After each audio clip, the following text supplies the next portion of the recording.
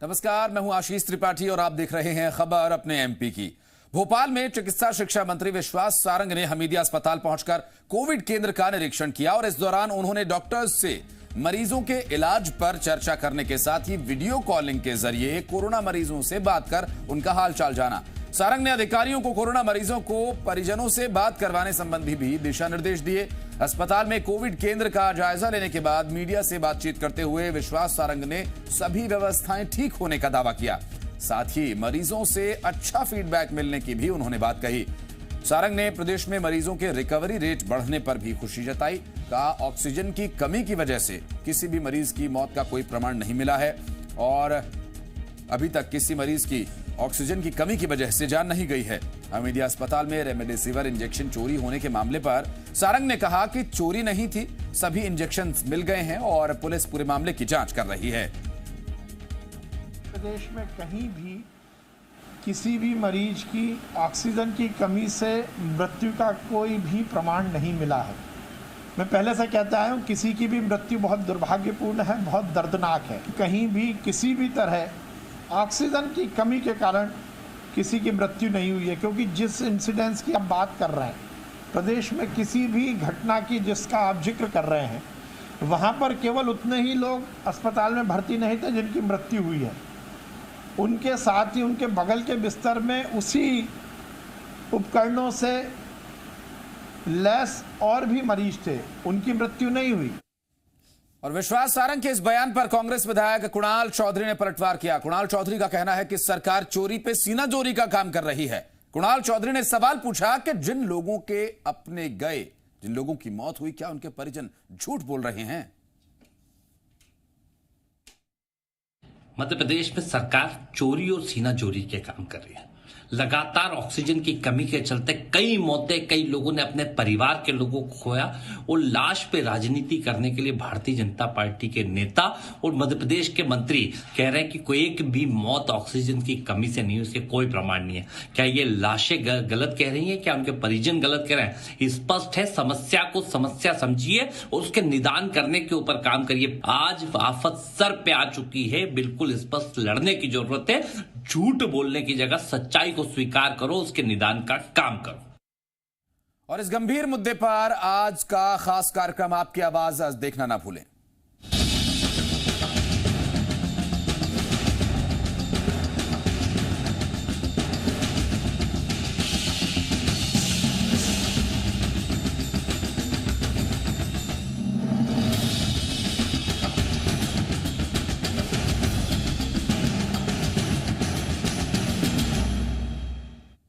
बढ़ते आगे, एमपी में कोरोना संकट के बीच मरीजों के इलाज में कई तरह की अव्यवस्थाओं को लेकर हाईकोर्ट में सुनवाई हुई। सुनवाई के दौरान राज्य सरकार की ओर से एक्शन टेकन रिपोर्ट पेश की गई, जिसमें यह बताया गया कि हाईकोर्ट के पूर्व में जारी किए गए दिशा निर्देशों को लेकर सरकार ने क्या कदम उठाए। सुनवाई के दौरान हाईकोर्ट ने मौजूदा हालातों पर अपनी चिंता जाहिर की। हाईकोर्ट ने पाया कि कोर्ट के सख्त निर्देश के बावजूद मध्य प्रदेश में रेमडेसिविर इंजेक्शन की कालाबाजारी हो रही है।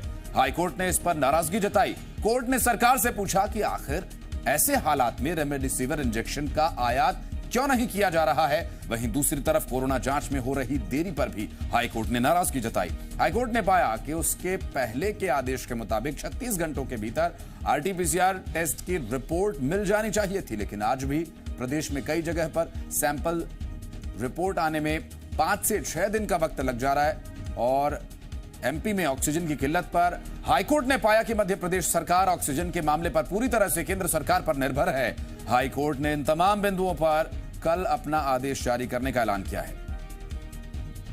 जो उठा था वो जो टेस्ट रिपोर्ट में देरी है आने में, जो 4 से 5 दिन लग रहे हैं, कोर्ट का पहला निर्देश हो चुका है 36 घंटे के अंदर देने का। इसके बावजूद आज 4 से 5 या 6 दिन लग रहे हैं रिपोर्ट आने में। इस पर कोर्ट ने चिंता जताई है और सरकार का जो हलफनामा आया है उसके हिसाब से ये चीज़ सामने निकल के आ रही है कि जो टेस्टिंग सेंटर है उनकी संख्या बहुत कम है और कई जिलों में नहीं है, जिसके कारण सैंपल भेजने और रिपोर्ट आने में जो समय लग रहा है उसके कारण देरी जो हो रही है कई दिनों की, वो उसके कारण है। जो मुख्य मुद्दा था जो ऑक्सीजन की कमी का, उस पर जो राज्य शासन का जो कंप्लायंस रिपोर्ट आया है उस पर से ये बात सामने आई है कि आज की तारीख में राज्य सरकार मुख्यतः डिपेंडेंट है सेंट्रल गवर्नमेंट पे ऑक्सीजन के लिए। अब केंद्रीय सरकार को हर राज्य को देखना है, जो एलोकेशन ऑक्सीजन का करेंगे वो कई परिस्थितियां देखते हुए उनको करना रहता है। मध्य प्रदेश के पास स्वयं की जो ऑक्सीजन प्रोड्यूस करने की क्षमता है वो नहीं के बराबर है। इस कारण से मध्य प्रदेश में जो ऑक्सीजन की कमी है वो एक तो केंद्रीय सरकार से जो ऑक्सीजन अलॉट हो रही है जो कुछ कम मात्रा में है उसके कारण, प्लस जो उसको ट्रांसपोर्टेशन करने में दिक्कतें आ रही हैं उसके कारण। और मध्य प्रदेश में कोरोना संक्रमण और उससे निपटने के लिए उठाए जा रहे कदमों की सीएम शिवराज सिंह चौहान ने समीक्षा की और इस दौरान फैसला लिया गया कि अब सभी जिलों की समीक्षा एक साथ नहीं होगी।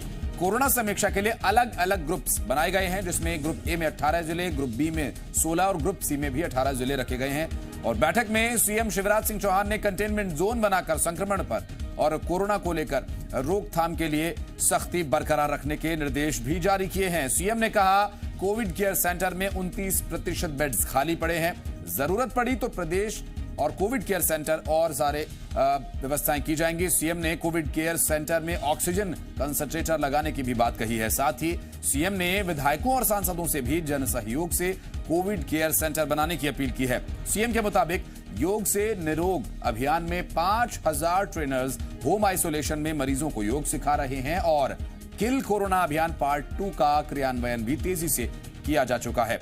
बैठक में कोविड प्रभारी मंत्री, प्रभारी अधिकारी, कलेक्टर, कमिश्नर, आईजी, एसपी और जिला क्राइसिस मैनेजमेंट ग्रुप के सदस्य मौजूद रहे। कोरोना पर समीक्षा बैठक के दौरान प्रदेश में ऑक्सीजन की किल्लत को दूर करने के लिए बड़ा फैसला लिया गया। शिवराज सरकार प्रदेश के हर संभाग में एक बड़ा ऑक्सीजन प्लांट लगाएगी। सीएम के मुताबिक रक्षा मंत्रालय के सहयोग से बालाघाट, धार, दमोह, जबलपुर, बड़वानी, शहडोल, मंदसौर और सतना में ऑक्सीजन प्लांट्स लगाए जाएंगे। सीएम ने कहा कि मध्य प्रदेश में ऑक्सीजन के मामलों में आत्मनिर्भरता के लिए प्रयास किए जा रहे हैं, जिसके लिए प्रदेश में पहले से तय 8 में से 7 ऑक्सीजन प्लांट शुरू हो चुके हैं। साथ ही पूरे प्रदेश में छोटे बड़े मिलाकर 58 ऑक्सीजन प्लांट्स लगाए जा रहे हैं। सीएम ने कहा कि पीथमपुर में बड़े ऑक्सीजन प्लांट दोबारा शुरू किए गए हैं, जिनसे 30 से 32 मीट्रिक टन ऑक्सीजन मिलेगी। बैठक में सीएम ने मालनपुर में भी ऑक्सीजन प्लांट शुरू करने के निर्देश दिए और कहा कि ऑक्सीजन की कमी को दूर करने के लिए 4000 ऑक्सीजन कंसंट्रेटर खरीदने के ऑर्डर्स दिए गए हैं। सीएम शिवराज सिंह ने अधिकारियों को अस्पतालों में ऑक्सीजन के ऑडिट और मैपिंग शुरू करने के निर्देश दिए। सीएम ने अधिकारियों से कहा कि रोजाना ऑक्सीजन की खपत के आधार पर चार्ट तैयार कर मांग निर्धारित की जाए। इसके अलावा सीएम ने कलेक्टर्स को ऑक्सीजन सप्लाई के नए तरीके खोजने के लिए कहा। बैठक में सीएम ने अस्पताल संचालकों को भी हिदायत दी है कि वो 6 घंटे पहले ऑक्सीजन की कमी की सूचना दें ताकि सरकार इसकी व्यवस्था कर सके। मध्य प्रदेश को केंद्र क्रायोजेनिक ऑक्सीजन टैंकर मिलेंगे। सीएम शिवराज सिंह चौहान ने गृह मंत्री अमित शाह से फोन पर बात की, जिसमें अमित शाह ने मध्य प्रदेश को क्रायोजेनिक टैंकर देने का भरोसा दिया और आप बता दें कि क्रायोजेनिक टैंकर्स की व्यवस्था की जा रही है और इसके अलावा केंद्र के सहयोग से प्रदेश को ऑक्सीजन कंसंट्रेटर भी दिए जा रहे हैं। मध्य प्रदेश के मुख्यमंत्री शिवराज सिंह चौहान ने कोरोना को लेकर समीक्षा बैठक की, जिसमें किसानों की फसल खरीदी को लेकर भी ऐलान किया। सीएम शिवराज ने कहा कि सरकार प्रदेश में किसानों का एक एक दाना जब तक नहीं बिक जाएगा तब तक खरीद जारी रखेगी। सीएम शिवराज सिंह ने कहा कि हितग्राहियों को 10 किलो अनाज का मुफ्त वितरण किया जाएगा। पात्रता सूची में जुड़े नए लोगों को भी मुफ्त अनाज सरकार देगी। स्ट्रीट वेंडर्स के खातों में 30 अप्रैल को 1,000 रुपए डालने का भी सीएम ने ऐलान किया है। स्वास्थ्य मंत्री प्रभुराम चौधरी ने जी मध्य प्रदेश छत्तीसगढ़ से कोरोना रोकथाम को लेकर बातचीत की। उन्होंने कहा कि कोरोना कर्फ्यू का फायदा हुआ, जो संक्रमण दर थी वो कम हुई है, रिकवरी रेट बढ़ रहा है, प्रदेश में लगातार बेड्स की संख्या बढ़ाई जा रही है। प्रभुराम चौधरी के मुताबिक ऑक्सीजन की आपूर्ति बड़ी चुनौती है और वो बनी हुई है। आपूर्ति को लेकर लगातार प्रयास भी किया जा रहा है। पिछले 6-7 दिन से आप देखेंगे कि स्टेबिलिटी आई है। 13,000 से फिर 12,000 के बीच में ही केस पॉजिटिव रहे हैं। दूसरा जो पॉजिटिविटी रेट था पहले 25%, फिर 24, फिर 23, फिर 22 और 22 से कम अब हुआ है। तो ये राहत भरी हमारे लिए खबर है।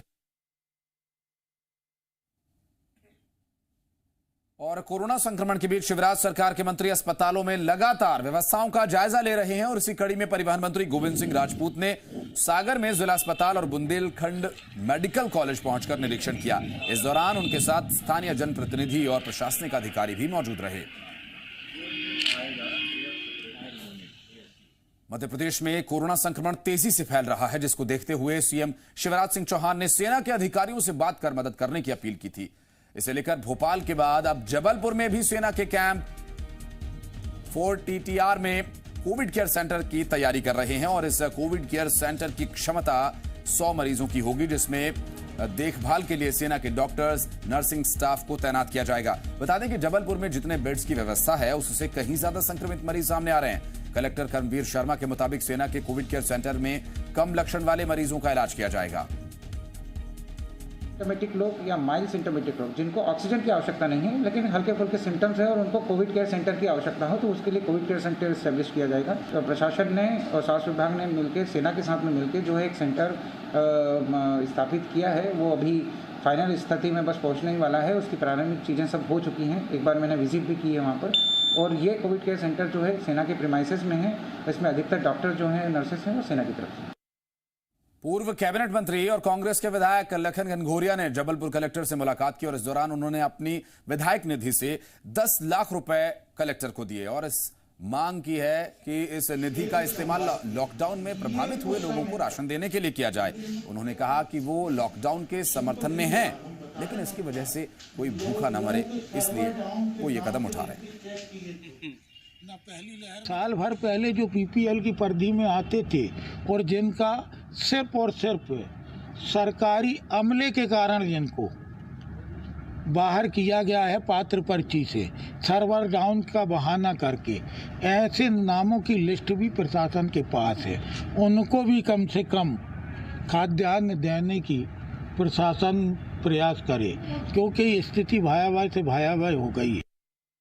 और नीमच में आपदा प्रबंधन की बैठक के दौरान मानसा विधायक अनिरुद्ध माधव मारू के आंसू छलक पड़े।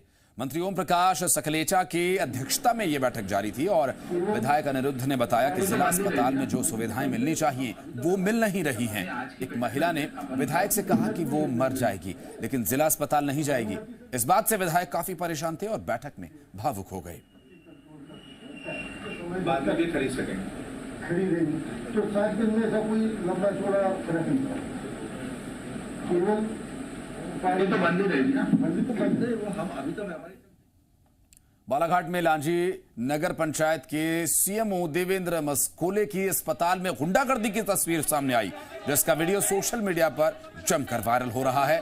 परिजन का शव लेने के लिए युवक आया और सीएमओ ने न सिर्फ उसके साथ गाली गलौज की बल्कि अस्पताल परिसर में ही जमकर उसकी पिटाई की। इस दौरान मौके पर मौजूद पुलिस कर्मचारी भी मूक दर्शक बने रहे। सिरेगांव गांव के रहने वाले विजय कालबेले के रिश्तेदार हरिश्चंद्र कालबेले की 25 अप्रैल की रात इलाज के दौरान मौत हो गई थी। अगली सुबह जब युवक उनका शव लेने पहुंचा तो पहले सीएमओ ने मृतक के कोविड नियमों का हवाला देते हुए शव देने से इनकार कर दिया, लेकिन परिजन नहीं माने और कोविड रिपोर्ट मांगने पर अड़े रहे। तो सीएमओ इतना आग बबूला हो गए कि उन्होंने युवक पर अस्पताल परिसर में ही थप्पड़ बरसाने शुरू कर दिए। घटना के वक्त लांजी पुलिस भी मौके पर खड़ी थी, लेकिन किसी ने बीच बचाव नहीं किया। अस्पताल में घटी घटना निश्चित रूप से दुर्भाग्यपूर्ण है। एक जिम्मेदार व्यक्ति के द्वारा इस तरीके से मृतक के परिजनों के साथ मारपीट करना बेहद ही अफसोसजनक विषय। इसकी जितनी निंदा की जाए उतनी कम है। भविष्य में इस तरीके की किसी भी कोई घटना की पुनरावृत्ति न हो, ये हम सबका भरसक प्रयास रहेगा। आहत हुई है उसके लिए सभी से क्षमा प्रार्थी हूँ और जिस अधिकारी के द्वारा इस तरीके का कृत्य किया गया है, ऐसे अधिकारी के खिलाफ निश्चित रूप से शासन प्रशासन के माध्यम से कड़ी कार्रवाई होना चाहिए और कड़ी कार्रवाई हो, इस बात की मैं मांग करता हूँ। और देश में बढ़ते कोरोना संक्रमण के बीच कुछ सुखद तस्वीरें भी सामने आ रही हैं। कई समाजसेवी युवा इस संकट के समय में लगातार मदद के लिए आगे आ रहे हैं। इसी कड़ी में ग्वालियर में भी एक युवाओं के ग्रुप ने बड़े स्तर पर कोविड केयर सेंटर की शुरुआत की। दरअसल इस कोविड केयर सेंटर में 200 बेड्स की व्यवस्था है और जिनमें से भी 25 बेड्स ऑक्सीजन सिस्टम के साथ मौजूद हैं और इस तरफ बात करें तो मेला ग्राउंड में लगाए गए इस कोविड केयर सेंटर में मरीजों के लिए सुबह के चाय नाश्ते से लेकर रात्रि भोजन तक की सभी सुविधाएं हैं। साथ ही मेडिकल सुविधाएं भी हैं, जिसके लिए बाकायदा डॉक्टर्स, मेडिकल स्टाफ की नियुक्तियां की गई हैं। कोविड केयर सेंटर में मौजूद मरीजों में सकारात्मकता बनी रहे, इसके लिए उन्हें सुबह के समय योग कराया जाता है। साथ ही उनके मनोरंजन के लिए शाम को धार्मिक और कॉमेडी फिल्म्स भी दिखाई जाती हैं।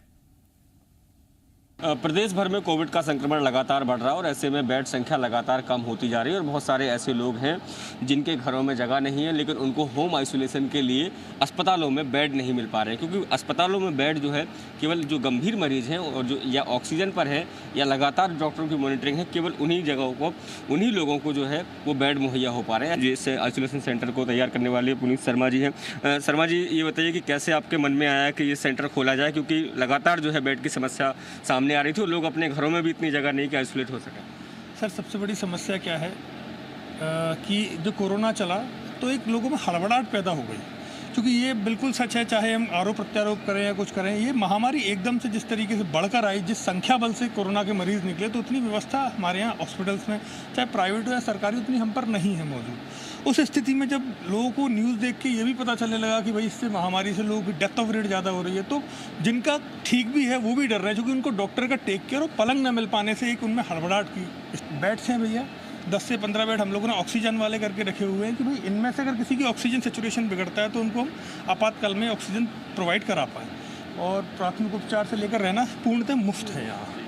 अगर इसके फंडिंग की बात करें, पैसे की बात करें, तो क्या आप लोग अपने पॉकेट मनी से ही ये सब कुछ करा रहे हैं कि सरकार या कुछ और लोग भी मदद कर रहे हैं? नहीं भैया, ये केवल पर्सनल हम लोग करते हैं इसको, हम किसी से चंदा भी नहीं लेते। लगातार देश के प्रधानमंत्री हों या मुख्यमंत्री हो, लगातार लोगों से भी अपील कर रहे हैं कि जो जिस स्थिति में मदद कर सकता है वो इस महामारी में हाथ बटाए, और वही चीज़ें जो है अब वो ग्वालियर में देखने को मिल रही हैं। जिस कैमरामैन विजय के साथ शैलेंद्र सिंह, जी मीडिया, ग्वालियर। ग्वालियर के झांसी रोड थाना पुलिस ने प्लाज्मा की कालाबाजारी करने वाले गिरोह के 2 सदस्यों को गिरफ्तार किया और पकड़े गए आरोपियों में एक जयारोग्य अस्पताल का वार्ड बॉय भी है। दरअसल पुलिस को सूचना मिली थी कि जयारोग्य अस्पताल में रखे प्लाज्मा की कालाबाजारी हो रही है और इसी सूचना के बाद अतिरिक्त पुलिस अधीक्षक हितिका वासल, झांसी थाना रोड प्रभारी आसिफ मिर्जा बेग को मामले का खुलासा करने का जिम्मा सौंपा गया, जिसके बाद थाना प्रभारी ने कोरोना संक्रमित का टेंडर बनकर गिरोह के एजेंट से संपर्क किया। डील 20,000 रुपए में तय हुई। प्लाज्मा की डिलीवरी मंगलवार को मंडेर माता मंदिर के पास होनी थी, जिसके बाद पुलिस ने जाल बिछाकर आरोपियों को धर दबोचा और उनके पास से प्लाज्मा और नकली दस्तावेज बरामद किए। आरोपियों ने शुरुआती पूछताछ में नकली दस्तावेज बनाकर ब्लड बैंक से 10 प्लाज्मा बेचे जाने की बात कबूल की है। फिलहाल पुलिस ने दोनों आरोपियों से पूछताछ जारी रखी है। आशंका यह भी है कि गिरोह में अभी और भी कई लोग शामिल हो सकते हैं। ब्लड का सैंपल बुलवाते थे, प्रिस्क्रिप्शन बुलवाते थे और उस आधार पे जो नाम वो मिलता था उसको जेएच में लाके रजिस्टर में चढ़ा के फर्जी उसका मैच कार्ड बना के प्लाज्मा बैंक से प्लाज्मा निकाल के, जो कि इनको जिसकी कोई राशि नहीं लगती थी, और बाहर ला के 20,000 रुपये में इसको बेच देते थे। धारा 420, 467, 468, 471 एवं आपदा प्रबंधन अधिनियम के तहत प्रकरण पंजीबद्ध किया गया।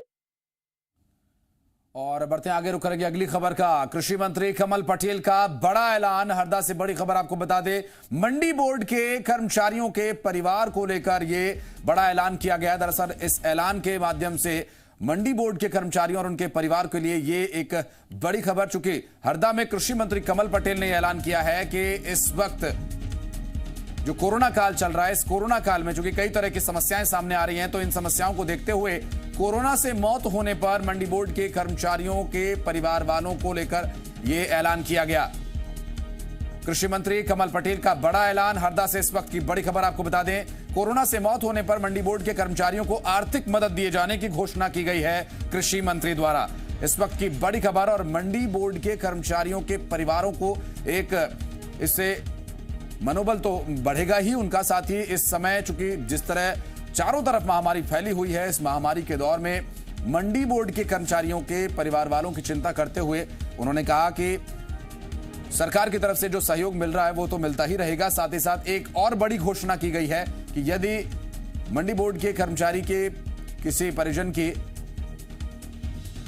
मौत होती है तो वो बड़ी घोषणा करते हुए उन्होंने आर्थिक सहायता दिए जाने का ऐलान किया। दरअसल मंडी बोर्ड कर्मचारी कि परिवार वालों को सहायता दी जाएगी अगर कर्मचारी की मृत्यु होती है तो। और इसी के साथ इस बुलेटिन में फिलहाल इतने वक्त एक ब्रेक के बाद भी खबरों का सिलसिला जारी रहेगा।